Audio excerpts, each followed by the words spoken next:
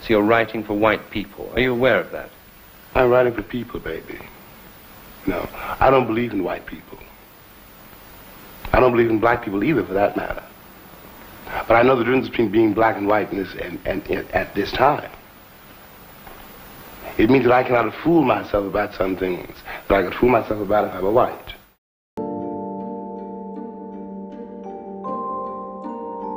After all, no one asked me to be a writer. No, I asked for it. So, I can't really complain.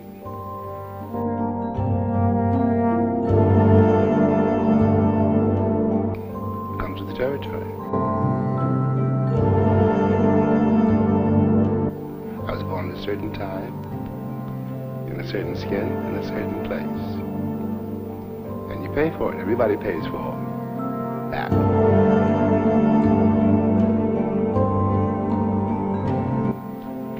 Do you think you could describe yourself as a revolutionary writer?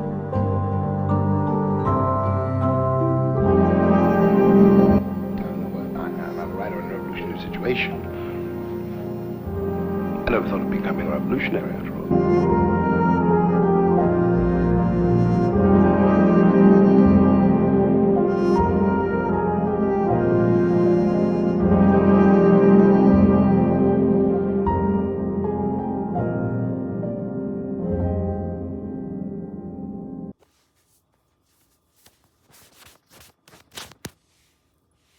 In order to understand who James Baldwin was as a person, we have to start at the very beginning.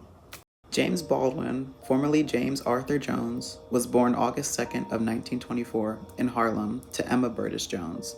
He didn't know his biological father and instead referred to his stepfather, David Baldwin, as his father. His mother was one of the many African Americans who fled from segregation and discrimination in the South during the Great Migration. She was 19 years old when she arrived in Harlem and delivered James out of wedlock, never revealing to him who his biological father was.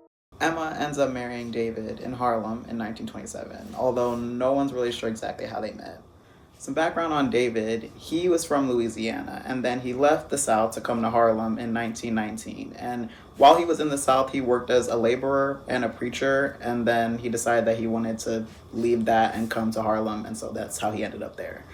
The relationship between James and his stepfather was complicated at best. They didn't really see eye to eye on much, and it often caused a lot of fights between them. I mean, David was a Baptist preacher from the South and the son of a slave, so he took life very seriously, he took his religion very seriously, and he ran his household in a very strict way. He had a very strong and outspoken disdain for white people, and he didn't like that James did things like read books, watch movies, and have white friends, because he felt like those things threatened his salvation. So David became extremely paranoid towards the end of his life, so he actually got committed to a mental hospital in 1943, and then he died of tuberculosis that same year.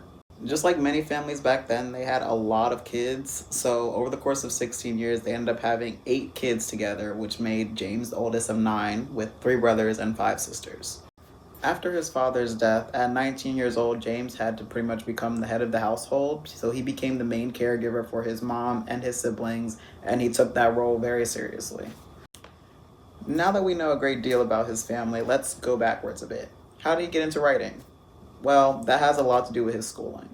At 5 years old, he was enrolled at PS 24, located on 128th Street in Harlem. The principal at the time was a woman named Gertrude E. Ayer, who was the first black principal in the city. Both Gertrude and some of James's other teachers recognized his talent for writing. Gertrude once described James as someone who learned to write like an angel, albeit an avenging one.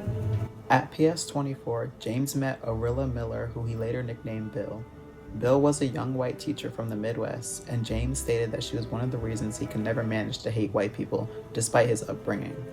Bill took James on many outings to see movies and plays. Naturally, growing up in a house with almost a dozen people in it in the 20s and 30s, they didn't have much to go around, so Bill would visit and bring things like clothes and books for James. One outing that was really significant was when Bill took James to see an all-black rendition of Macbeth at the Lafayette Theater, which lit a spark in James and nurtured his lifelong desire to be a successful playwright. Bill actually ended up directing the first play that James ever wrote, but we'll get to that later. After PS 24, James went to Frederick Douglass Junior High School, where he met 2 very important people. The first was Herman W. Porter, He was the faculty advisor to the school's newspaper called the Douglas Pilot. James later became the editor of this newspaper, and his first published essay, entitled Harlem, Then and Now, appeared in the fall 1937 issue of the newspaper. The second person he met was Count Cullen, who was a renowned poet of the Harlem Renaissance. He taught French and was a literary advisor in the English department. James loved his poetry, and his dream to live in France stemmed from his admiration for County. James graduated from junior high in 1938 and was accepted into a predominantly white and Jewish school in the Bronx called DeWitt Clinton High School. His high school years were pretty normal. He worked on the school's magazine, The Magpie, where he did interviews, editing, and published lots of poems and other writing. Then he graduated in 1942. After he graduated, he went on to try and find full-time employment so he could support himself, and he ended up moving with a friend. And it actually was going well for a little while until he got fired from his job, and then he had to move back home. When he got back home, that's when he realized that his mom was pregnant with his youngest sister and that his dad had been hospitalized, which we know all about that already. So he lived at home for a while, helping out however he could, and he couldn't really keep a job, so he started to really resent his responsibilities at home because he felt like they were preventing him from his true passion, which was writing. So James knew that he really had to take hold of his life because he started having nervous breakdowns and drinking very heavily. And so he kind of, for the next few years, bounced around meeting different artists and writers, and he also started exploring his sexuality a lot, and he had multiple affairs with both men and women during this time in his life. During this time of exploration, he ended up meeting an American novelist named Richard Wright, who helped him secure his first fellowship. And it was a fellowship where he got $500 and he got to write a piece for it. And unfortunately, his piece was not deemed worthy of being published, so it never was published, and he felt really bad. He felt like he let Richard down, but later on, he did end up getting his first piece published. Finally, after a lot of failed attempts, he got his first work of fiction published in 1948, and it was a short story called Previous Condition that followed a young black man who was being evicted from his apartment, and the apartment was supposed to be a metaphor for white society. Shortly after the publication of his short story, he became very overwhelmed with the racial prejudice that was going on in the United States at the time, and he really just wanted to get out and expand himself as a writer. He said that he didn't want to be known as a Negro writer, and so he ended up moving and settling in Paris, France at 24, and he wanted to use this as an opportunity to continue to explore his sexuality and just expand himself as a writer. He spent about 8 or 9 years in Paris, and during this time he was writing novels, essays, critiques, reviews, pretty much anything that you could think of, he was writing it. And they all kind of followed similar themes about blackness and society and different things regarding those topics. I could spend hours talking about all the things that he wrote, but we're here to focus on his plays. So his first play was called The Amen Corner, and it was published in 1954. And then there was a short-lived Broadway adaptation of it in 1983 called Amen Corner. The Amen Corner talks about church and its role in the black community and also how poverty disproportionately affects African Americans. So James ended up only publishing 2 plays in his lifetime. So his second one was called Blues for Mr. Charlie, and it was published in 1964, which is about 10 years after The Amen Corner. And it's loosely based on the murder of Emmett Till. There is so much that happens in this play, but it basically follows the trial of a white man, who is on trial for the murder of a unarmed and nonviolent black man. And it basically follows from the beginning of the trial, and it goes through flashbacks, and there's a lot of stuff in the play. Along with his 2 plays, he also had 2 novels that got film adaptations later on. The first one was called Go Tell It on the Mountain, and the novel came out in 1953, and then the movie adaptation came out in 1984, so 31 years later. The second is probably his most famous work, called If Beale Street Could Talk, and the novel came out in 1974, but the film adaptation wasn't released until 2018. Now, I haven't seen the movie yet, but I heard so much about it when it came out, and whenever I think of James Baldwin, one of the first things that my mind goes to is If Beale Street Could Talk. I've also listened to the soundtrack, and it's really good, so you should listen to it. It's in this documentary if you ever want to hear the stuff that's on it. Now, we have to pull out the laptop for this part, because there's no way I'm going to memorize this all. If Beale Street Could Talk received 179 award nominations and won 73 of those. Some of the things that they won was at the Academy Awards, Regina King got Best Supporting Actress. It got nominated for Best Adapted Screenplay and also nominated for Best Original Score. At the African American Film Critics Association, once again, Regina King won Best Supporting Actress, and it also won Best Independent Film. It was nominated for Best Screenplay Adapted, Best Breakthrough Performance. Regina King won Best Actress in a Supporting Role. Nominated for Best Ensemble Cast, Best Cinematography. At the American Film Institute, it won Top 10 Films of the Year. At the BET Awards, it was nominated for Best Movie, and Regina King won Best Actress. At the Golden Globes, they were nominated for Best Motion Picture and Best Screenplay, and then Regina King once again won Best Supporting Actress in a Motion Picture. At the NAACP Image Awards, they were nominated for 9 awards, and they won one of those, which was Outstanding Independent Motion Picture. And there is many, many more. It's lots of scrolling. I've never been more ready for anything in my whole life. You know I love you, no matter what happens. I'm yours and you're mine, and that's it. You and me all the time. Honey, there's something I gotta tell you.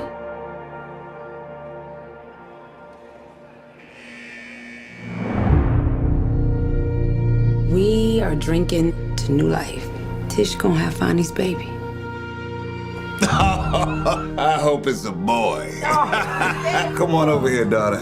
You're a good girl, and I'm proud of you. Don't you ever forget it. And who's gonna be responsible for this baby? The father and the mother. I want to hold you in my arms. I gotta hold our baby in my arms. We'll find a way. That child was born of sin. That child is your grandchild. What difference does it make how it gets here? Unbow your head, sister. We've known Fonny all his life. He's about to pay for something he didn't do. These are our children, and we gotta set them free. Remember, love is what brought you here. And if you trusted love this far, don't panic now. Trust it all the way. Just remember, I'll be home soon.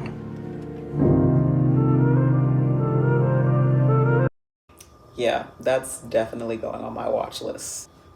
In terms of James's personal awards, he received the Guggenheim Fellowship in 1954, the Eugene F. Saxton Memorial Trust Award, the Foreign Drama Critics Award, the George Polk Memorial Award in 1963. He did the MacDowell Fellowship 3 times in 1954, 1958, and 1960. He received a Langston Hughes Medal in 1978, and he received some honor in French that I cannot pronounce in 1986. Don't worry, we're almost done. But just as a little fun fact, James ended up never really marrying or having children, and he still kept his sexuality pretty under wraps, and he would refer to my wife or my woman in his interviews, even though he was in a relationship with a man. And this man was named Lucien, who he met in Paris when he was 25 and Lucien was 17, which obviously we would not do in this day and age, but back then it was okay. And funny enough, Lucien actually went on to marry actress Deanna Sands, who is best known for her portrayal of Sidney Poitier's sister, Benita, in the television production of Lorraine Hansberry's A Raisin in the Sun, which I thought was a cool little fact for this class. Unfortunately, this incident did put an end to James and Lucien's relationship. James spent in total about 17 years in Europe, where he made many friends, and he was often visited by a lot of very influential people such as Nina Simone and other well-known writers and musicians. Unfortunately, James ended up passing away on December 1st, 1987 in France from stomach cancer. Although going into this, I wasn't very familiar with James's work, I remember seeing a lot of clips of him speaking and a lot of his interviews, and I always really loved the way he spoke. I loved his word choice, I loved his diction, and I loved the things that he had to say. And he became an individual that I really admired as a writer. So, I hope all of this information that I've thrown at you has kind of given you the same sense of admiration for James Baldwin that I have. Bye, y'all. It's what, white people know very well one thing. It's the only thing they have to know. If they know this, everything else I say is a lie. They know they would not like to be black here. They know that. Now they know that, and they're telling me lies. They're telling me and my children nothing but lies. I may know 6 people, but that's enough. Love has never been a popular movement, and no one's ever wanted really to be free. The world is held together, really it is held together, by the love and the passion of very few people. Otherwise, of course, you can despair. Walk down the street of any city, any afternoon, and look around you. What you got to remember is what you're looking at is also you. Everyone you're looking at is also you. You could be that person. You could be that monster. You could be that cop. And you're to decide in yourself not to be. And why I left my country. I left it because I knew I was going to be murdered there. And when I say that, I'm not, exaggerating. That's not a melodramatic statement. I mean, I